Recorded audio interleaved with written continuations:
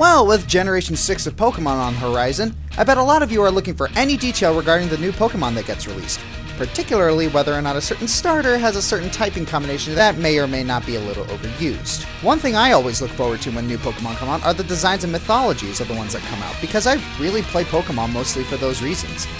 Here, I'm going to count down my favorite Pokemon from all generations as a way to greet Generation 6 with open arms. As this is a favorites list, this is strictly my opinion based off my tastes, so if you don't see Charizard on here, which you won't, take what I say with a grain of salt. The biggest factors for what I think make a good Pokemon are design, mythology, typing, and yeah, appearance in the anime and mangas will also be taken into account.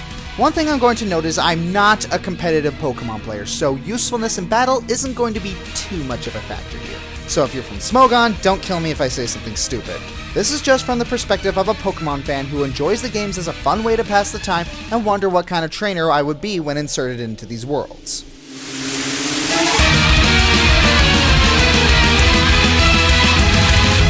Steelix is a Pokemon that I've always tried to get on my team whenever I could. Steelix for me was just a reliable Pokemon that I've always had from each gen from 2 onward. Besides the fact that it looked pretty cool, its evolution from Onix removed a few of its weaknesses and gave it more resistances to some tougher Pokemon. Steelix was always there for me to absorb damage while I perked my team up with battle items and max revives. And this might be a weird thing to say, but I really like the name, it just sounds cool. There's not much else I can say here because I'm just being nostalgia blind. Sue me.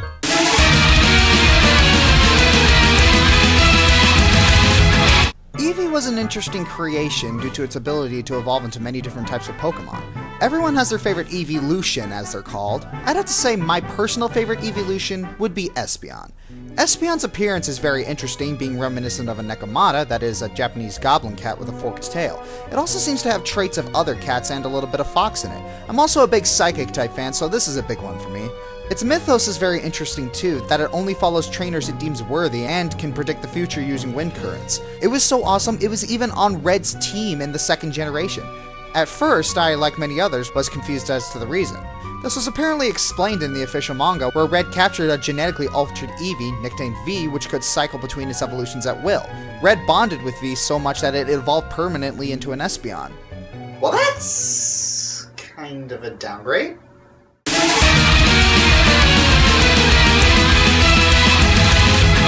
A lot of the Pokemon in Generation 1 have a more simplistic design and simple coloring. This isn't a criticism, it's just an observation. For some Pokemon it works to be simple, and for others it doesn't. One where it works is Dragonair. Just look at the way this thing is designed. I love the slender form and proportions. Just look at this thing. It's a very graceful and beautiful looking Pokemon. So what does it evolve into? What is that? No, seriously, what is that? It looks like Oran crossed with Pete's dragon! Oh, and that typing, yeah, way to make Dragon's biggest weakness twice as powerful. Does anyone else besides me think that Dragonair was a huge step down? Because of that, I never evolved my Dragonair when I got it. Dragonair looks like a majestic sea serpent. Dragonite just looks so...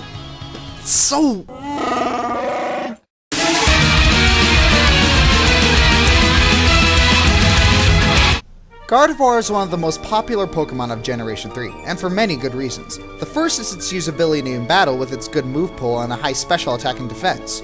Its mythos is also very interesting. It can apparently defy gravity and create miniature black holes whenever its trainer is threatened. Don't mess with this Pokemon. The games really like to hammer in how much Gardevoir will sacrifice itself for its own trainer, and in one of the mystery dungeon games, this is actually one of the major plot points. But my favorite part about Gardevoir is the design. When I first saw it, it reminded me of a ghost maiden walking along a beach. Gardevoir's slender physique and graceful appearance have made many a passionate fan instantly fall in long-lasting love with this beautiful Pokemon. Not in that way, you sick fuck!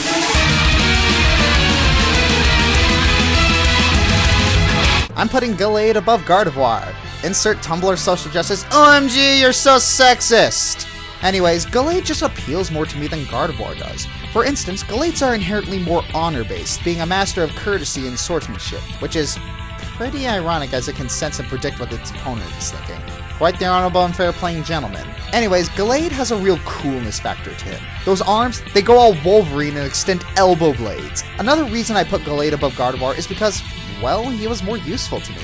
He had a high attack and special defense, which was useful in fighting certain Elite Four Pokemon. And the Wolverine Elbow Blades! That is awesome!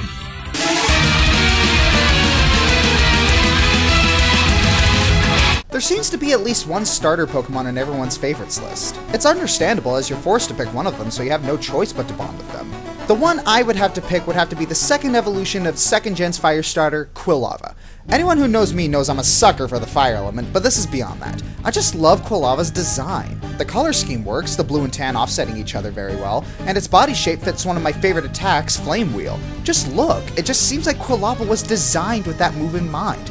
I bet you're wondering what I think of the evolution Typhlosion. Well, it looks okay. I don't know, it just feels like a step down in terms of design. It's kind of how I feel about Charmeleon and Charizard. For some reason, I think these two Pokemon's middle evolution look more kick-ass than their finals. I don't know, it's just my opinion, don't take it too seriously.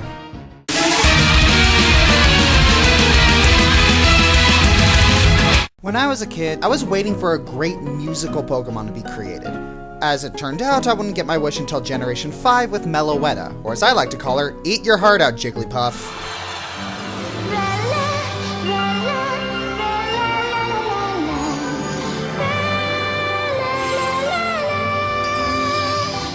I like its move Relic song, which allows it to switch between two forms, Aria and Pirouette.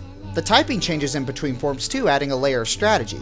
The design of the Aria form makes me chuckle a little bit as it's reminiscent of Japanese pop stars, and I just love the colors of the Pirouette form. In the anime, Meloetta is a bit of a Mary Sue / magical girl character, but oh come on, just listen to this!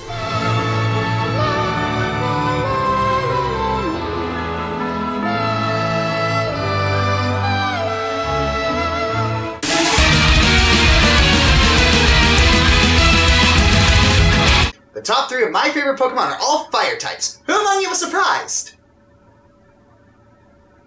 No one? Man, I'm getting predictable. Anyways, Houndoom. Just the name, Houndoom. This Pokemon has so many things I love. A great design reminiscent of, what else, a Hellhound with a nice demonic appearance. Its typing is also badass with being Dark Fire, but the mythology is the thing that puts this puppy up so high. Its howling was apparently so terrifying that it caused people to believe it was the call of the Grim Reaper. The toxins in its stomach are apparently so potent that when they create a flame, it will cause a burn that will hurt forever. That is a frightening thought. It's probably an exaggeration, as Pokedex entries so often tend to do, but it just makes this Pokemon that much more awesome.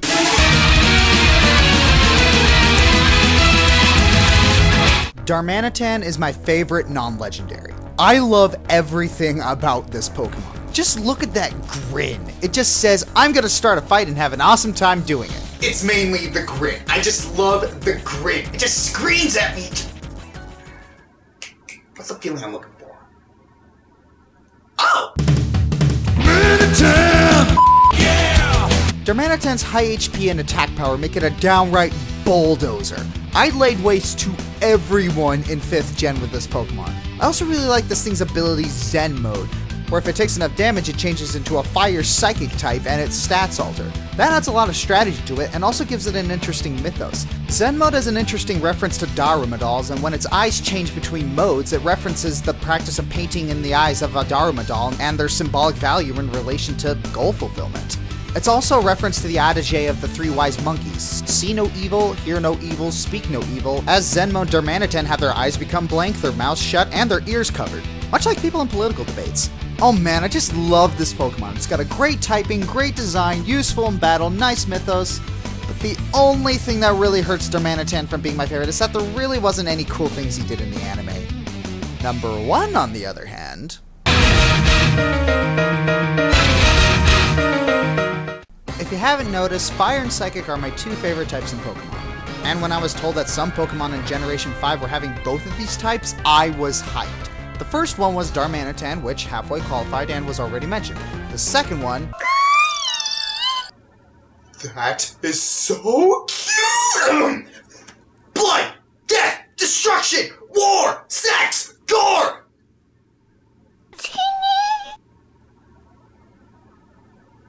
Oh, screw it! Victini is adorable! adorable! Victini, otherwise known as the Victory Pokemon, gosh, that is awesome, is bar none my favorite Pokemon. The first thing that makes me like it is that it's useful in battle. I mean, being a legendary means that it has a freaking license to kick butt. It comes with 2 signature moves, V-Create, which has the highest power of all fire-type moves, and Searing Shot, which is a very powerful move that inflicts damage to every Pokemon around it, almost like an explosion. Its ability, Victory Star, oh gosh, that's so cheesy, boosts your team's accuracy, guaranteeing punishment.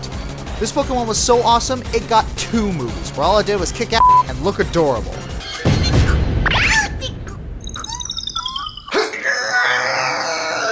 Victini is also told to always grant victory to the trainer that's on its side, because if Victini touches you, he gives you a boost of power. How much you say? Well, if it can make a wimp like Ash leap across a canyon, that's one heck of a steroid. It's a supporter that kicks butt, something I've been known to be a big fan of. It can also turn invisible and send people visions. Oh, the evil things I would do with that. Gosh, what more do I say? It's awesome, it's interesting, it's cute, it's useful, it's just everything I love about Pokemon. I'm the Fire Joker, and Victini, use Searing Shot! Cut!